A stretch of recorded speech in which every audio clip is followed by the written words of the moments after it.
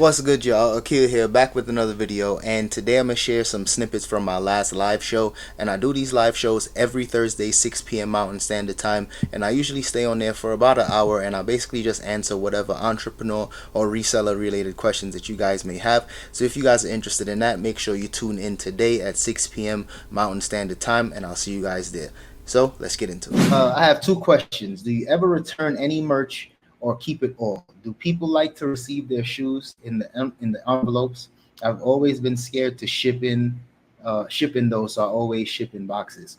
I ship in padded flat rate envelopes every single day. It's never a day that I'm not using one of those. So I've never gotten any bad feedback or any messages or anything like that where somebody was concerned about it.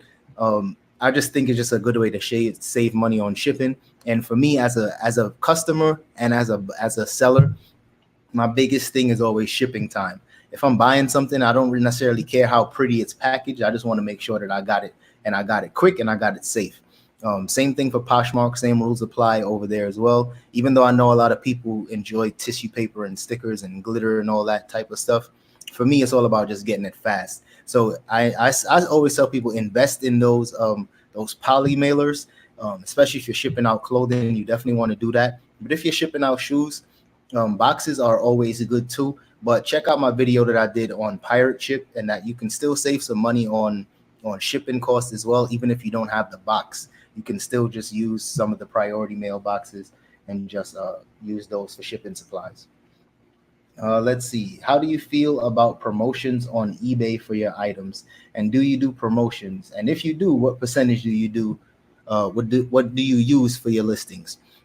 So for me, I like to use everything on 1%. That's what I've been doing for a while. Maybe I'm not going to say ever since promoted listings started, because when promoted listings was new, I definitely wasn't using it. And once I started using it, I seen the huge difference.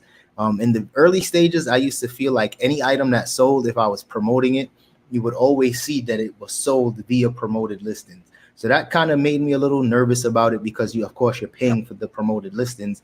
And I knew that was just eBay's way of trying to bring in more money. But at the same time, it works. It's one of those things where it definitely does work. Not to say that if you use more of a percentage, I'm not going to say if it works best. I definitely don't do the trending rate. Whatever the trending rate is for that item, I never do that. I'm going to start tinkering around with it a little more, because I've seen other people in other reseller videos talk about like increasing it on every item. So say you did promoted listings for 1% every item. I've heard some people say they started doing 5% with every item. That way they can gain more traction to their store, and then they put it back down to 1% or take it off completely. But that way eBay's already started to push your items. So that's just some different stuff I've been hearing. So I'm going to give it a shot and try it out. When you sell shoes from Ross, do you cut the zip tie that holds the shoes together, or do you leave it be? Yeah, I always cut it off. I try to cut the zip ties off. I take out the size sticker. I take off the pricing tag. I make sure I remove the pricing on the bottom. I just try to take off all, like, any signs that it came from Ross. I try to remove all of those signs. Some people, they don't care, but for me, I just think it looks more professional and just an overall better presentation when everything is removed. And I use glue gun to remove like the silver writing, the silver marker that they use, or depending on the quality of the shoe. If it's a rubber bottom, I might just use an eraser and that rubs it off too. But I just try to make my stuff more as presentable as possible. I have customers doing bids and telling me they will pay on Friday. Meanwhile, it's Monday, for example. That's just the way it is when you're dealing with auctions. For me, I try to do all of my auctions. I try to do all of my listings as buy it now, just to avoid that, because bad enough if you're accepting offers on items, buyers can make an offer, you accept the offer, then they don't pay. Same exact thing with auctions. Somebody might have bid earlier on in the week, and then they're finally starting to pay. They might even have buyer's remorse, and then they never pay. So it gets kind of tricky when you're dealing with auctions and accepting offers. That's the main reason why I took offers off of the majority of my listings, and I don't do auctions. For me, doing auctions can get really tricky. So it depends. If I find an item that the comps are kind of all over the place, and for instance, if it's an item that I spent, $20 on, and I definitely want to make sure that I sell it for at least 50 so I can double my money, I'll price it at $50.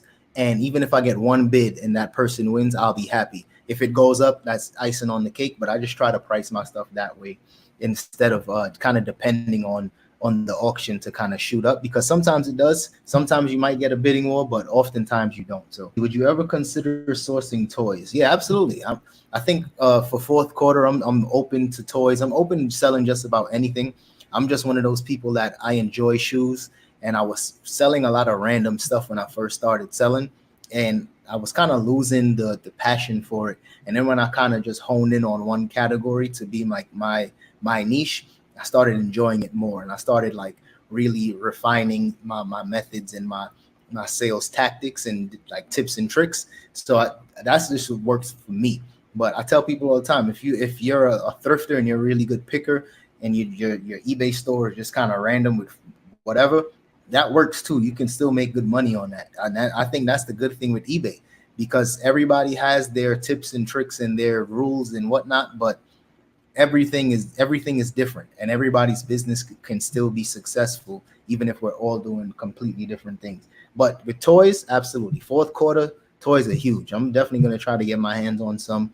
I think I might start trying to I think this is another tip I got for you guys too. For those of you that, like myself, going to start selling more on Amazon, you want to start now, because once you get to fourth quarter, they start restricting you and gives you a hard time. So I think I'm going to start, just trying to sell some stuff on Amazon slowly but surely. That way I can build up a good reputation. If you sell a new pair of shoes and get a return, can you still relist the shoes in new condition? I do it all the time, as long as, because even if it's tried on, to me it's still new. Only time I get really finicky with those type of items is if we're dealing with like some expensive stuff where you're talking about more hype stuff, like some Travis Scotts or some Yeezys or just some exclusive something. That's when you can get into the, if it's been tried on, it's no longer dead stock. But the stuff I'm selling, $60, $70, $80 Adidas, maybe $150 pair of Vapor Max every once in a while, those type of price points, I don't get too finicky. And usually when I'm buying them, somebody else may have tried them on in the store. So if it's a return and the tags are still on there, box is still in good condition, I still ship it out as new. If I get the shoes back and they've clearly been worn, then that's when I usually open up a case against the buyer, let them know that, I can't give them a full refund because the item was worn or return damage. And that's just a different conversation for a different day. But I usually don't get too tied up in if it's tried on, it's no longer new, because the majority of the stuff I'm selling is it's not that big of a deal for that audience. How often do you pay yourself from your business? Do you take all the profits or put some back into the business? Very good question. All I do really is pay the bills, handle any other responsibilities that I have, and I put some money aside for savings and just basically all I handle is my responsibilities: bills, utilities, savings, all those types of stuff, life insurance, all those important things. And then the majority of that money goes right back into the business. And I think that's one of the things that's kind of helped me just see some longevity and see some continued success. Because when I have a big month, I celebrate and I'm glad and I'm proud, but at the same time, I'm trying to see another big month. So I just put that money right back into the business, whether that means investing in more inventory, just investing in whatever the business might need, packing materials, shipping supplies. I'm trying to venture into some other businesses as well, so I'm doing more research on that. But for the most part, it's really just about constantly reinvesting your money back into your business. And that's the way how you can see some continued success. There's a lot of people on YouTube and Instagram showing their monthly sales and how much they're killing it. But for me, it's like y'all see at the end of my videos, I always say the marathon continues, because it's a marathon. It's not a sprint. Like, I'm literally trying to continue to see success for years to come. And if I get a good month, that's what's up. But we got to keep it moving to the next. Are you going to the stores daily? Yeah, for the most part, I definitely try to, at least, I don't go to the same exact stores every single day. But for me, I try to go out every day. Like, not the same stores every day, but I try to go out every day. Sometimes Sundays I might just hang out and just relax a little bit.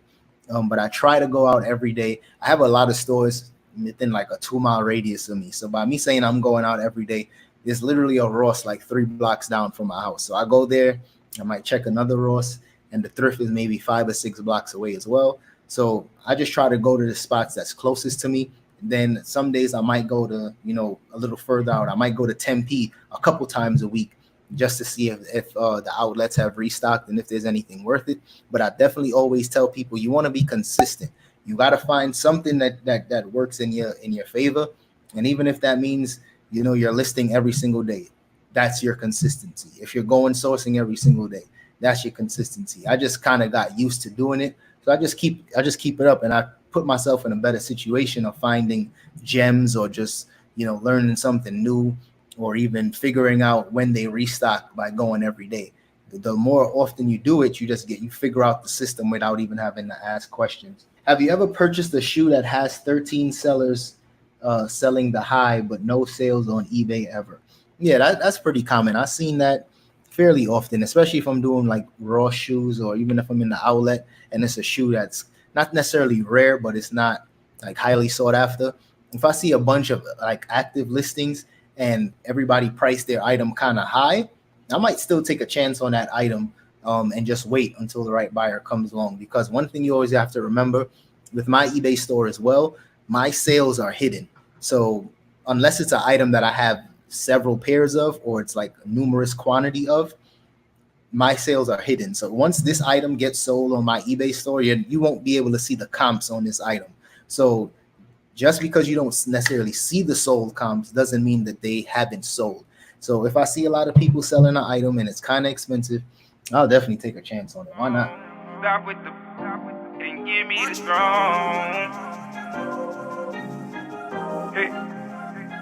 Hey, let's go. First back in the day, and so I can't complain. For all the times I pray carnivores don't come take. Cause it's poppin' up opportunists, I can't salute it. They raising red flags instead of raising solutions. I'm trying to do what's best for me. Okay, right hand's on the wall because it's destiny.